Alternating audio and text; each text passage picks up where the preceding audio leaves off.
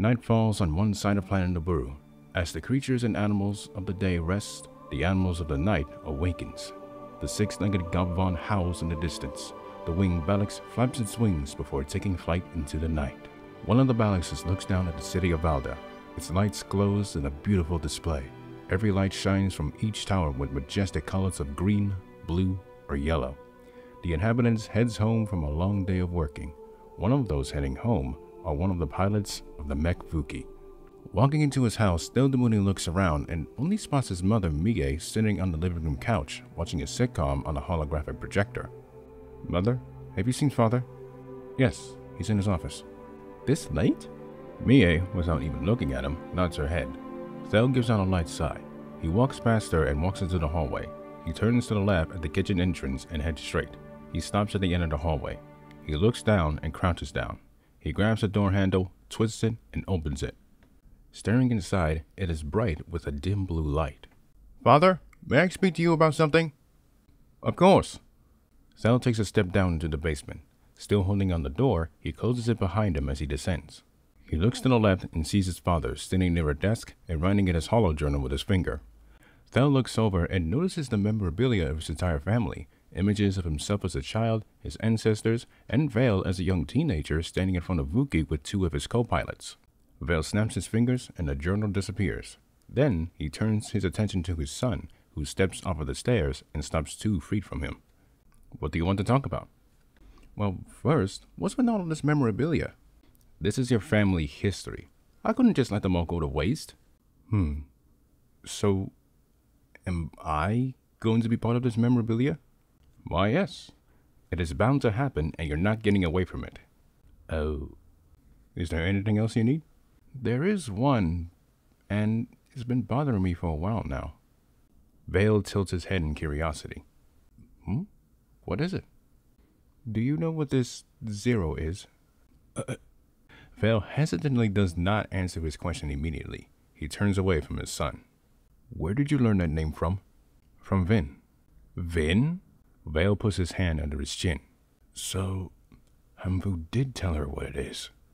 "This is very strange. I've never even heard of this 0 until now." Maybe the Academy should teach what it is after all." "Why?" Vale looks back at Thel with a confused look. "What do you mean, why?" "Because Hes immediately told me that it doesn't exist." From confusion to dumbfounded. "What? Has he no sense of history? Of course it exists!" "Wait, you know what 0 is?" "In many ways you can even imagine." "Have you seen it before?" "No, but then how do you know if something exists if you haven't seen it before?" "Thel, don't interrupt me ever again. Understood?" "Yes, sir."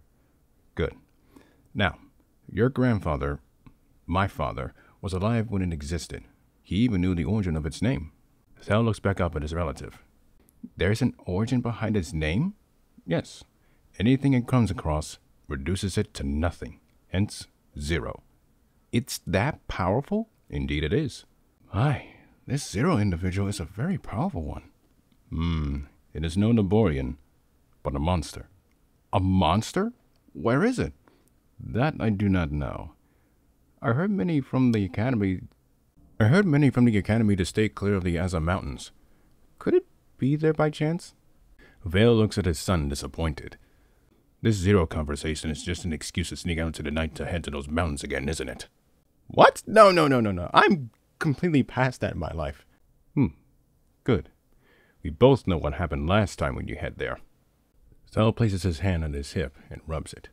"Now, if there is nothing else to talk about, then I suggest you head off to bed.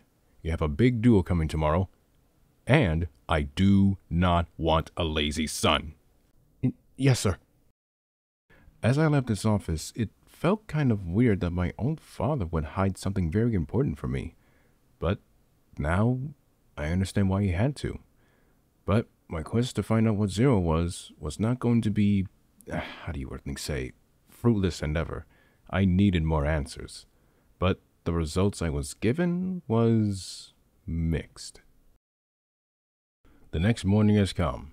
Thel exits his house and heads to one of his neighbors. He knocks on the door, and Seal answers it. "Oh, Thel, it's nice to see you." "Hello, Ms. Zeal. I'd just like to ask you one question." "Sure, what is it?" Do you know of a creature called Zero? Zero? No, I haven't heard of it. Isn't it sort of a legend to scare children? Is that what it is? I don't know. I barely heard anything about it. Sorry. 1 hour later, Thel is in the base again, and this time he is asking many around about the name Zero and what each know or don't know. Zero? It's just a myth adults made up. It doesn't exist. Sergeant Cool Doom, a veteran, walks up to the young man. Watch your tongue. Zero does exist, and it isn't listening to you. Are you sure? Very sure. And any ill word that comes out of your mouth, you will pay for it. Thel raises his eyebrow in curiosity. Do you know of his whereabouts? Unfortunately, no. Well, how do you know if it exists? Isn't that what I said last night? Silence! I will not allow you to mock Zero in any way! The rookie and the veteran argues against one another, allowing Thel to step away from the two. That afternoon, Thel is summoned into the office of the chairman. Sitting in the chair, Thel looks at Aki dead in the eyes. Earlier today, Private Riza and Sergeant Cool got into an exchange with one another. The source of their quarrel was because of you. To think that our best pilot was the one that is trying to instigate a fight amongst the ranks. Well, I didn't mean to, sir. I just wanted to know if this Zero creature exists. Wait, is that what this is all about? Thel nods his head. Zero. I haven't heard that name in a long time. You know what it is? Yes, I do. And I've seen what it looks like. Well, what is Zero? It is a creature that was our protector for 1,000 years. But over time, it sort of faded away. Why did it fade away? I don't know. But maybe it has something to do with our battle mechs. Is that what really happened? Yes. Thel immediately notices Aki's tone and hesitation. Are you sure? Is there anything else to the story? No, there isn't. But sir, Thel, that's enough. Aki's sudden authority attitude catches Thel off guard. Now, I wish to not continue this conversation. Your duel begins in 1 mirror. Head to the stadium immediately. Yes, sir. Thel stands up from the seat and walks towards the door. He exits his office, and right away, Vhin is standing in front of him. Her arms are crossed, and she looks very disappointed. I'm assuming that you got into trouble because of your attitude or something. Our duel will begin in 1 mirror. Don't make me late. Thel follows her to wherever she's going. There you go with that ego again. I don't remember asking for your opinion on how I feel. What is the matter with you? Ever since you were chosen to be my co-pilot, you've been acting it was the worst decision ever made. Why is it that you have to be so hostile towards me and Hes? Vhin instantly stops and turns at Thel. The fury in her eyes pierces into his. Because this was my opportunity to restore the Chamni dynasty of its glory and put you and your dynasty in second place. But now, that opportunity has been stolen, and I have to work with you and that imbecile. I felt like I trained all my life for nothing! That was her goal in life, to dethrone the Domuni dynasty as the leader and replace it with her family name. Something told me that she has never been humbled before. Vhin turns back around and walks away again, with Thel following her. Well, look at this as a positive. You can use all of that anger and aggression against your opponents. I could, or I could just sabotage our duel against Milka. Maybe that will bring me satisfaction in my life. Both pilots enter the elevator. As the door closes, Thel looks at her while she does not look in this direction. If you do that, then our alliance will be, yes, hampered, but it will not break in that instance. Then I'll just have to try harder. Thel turns his full body towards her. Alright, let me inform you on this. If you insist on breaking off this alliance and intentionally sabotage this duel in particular, you, Hes, and myself will become the biggest laughingstock on Nibiru, and we will be mocked by the Vatsky dynasty on a consistent basis. Meaning, we will be known as the Vlamage from then on.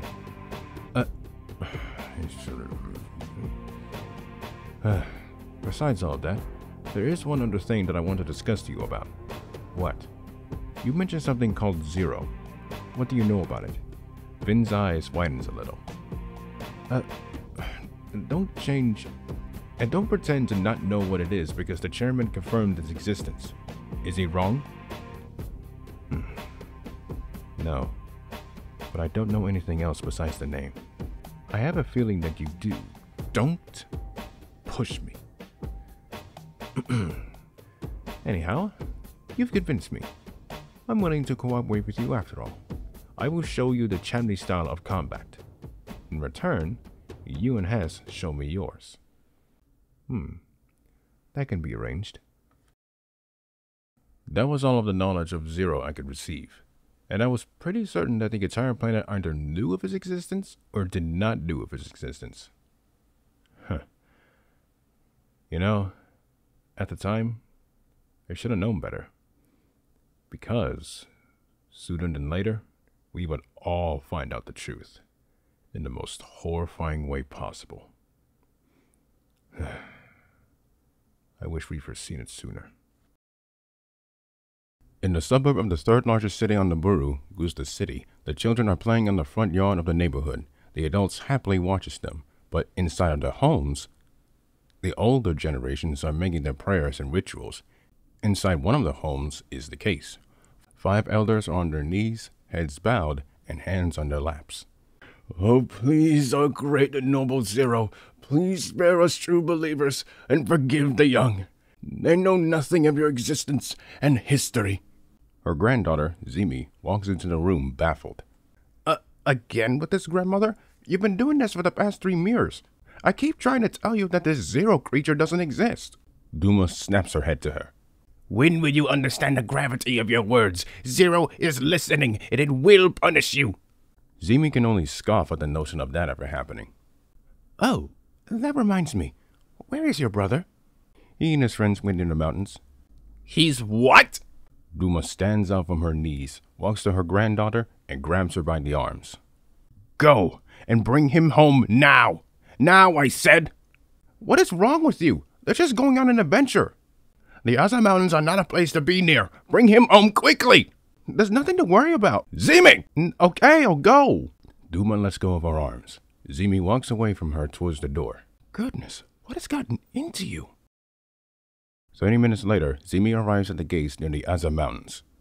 Hey, Kala, grandmother doesn't want you to be near the mountains? Her attention is geared towards the broken open area of the gate.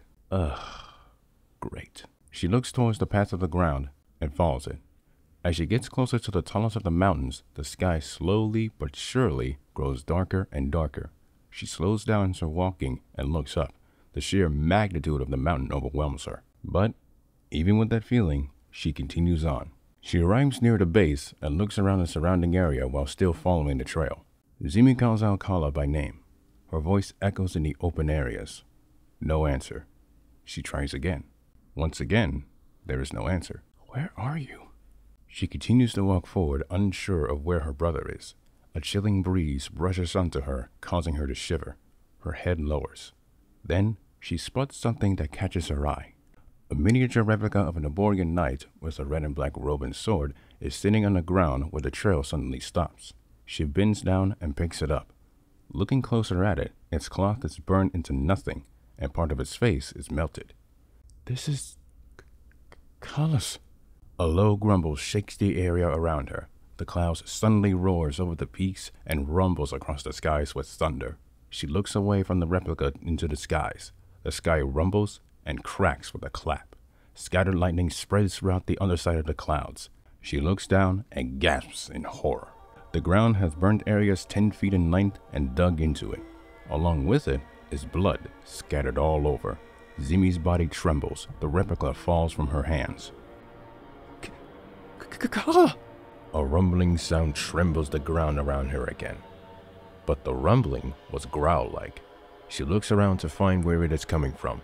A sudden breeze brushes her again, but it is accompanied by the same growl. She turns around, terrified of what it might be. A pair of yellow lights reveals themselves. To their right, a pair of red lights appears. To their left, a pair of white lights appears. The 3 pairs looks down at Zimi. She backs away, fearing what it might be. The 3 pairs rises up in the air while still fixated on her. A lightning bolt strikes down from the clouds. It creates a shadow of 3 long necks with heads attached. Zimi screams and runs from the massive creature. The middle head reaches down and bites down onto her. Her body jerks, then it stops moving. The middle head's mouth glows a yellow light. Her body burns from within, then it is reduced to nothing but dust. The left and right heads rises to the middle's level. The beast lifts his body and spreads his arms out. Its wings expands outwards. The head lifts up, looking up at the sky, and roars. The sound scares the animals around and in the mountains, and those within Guzda. Lightning bolts strikes down as it does. It flaps its wings, and then it takes off into the air towards Guzda.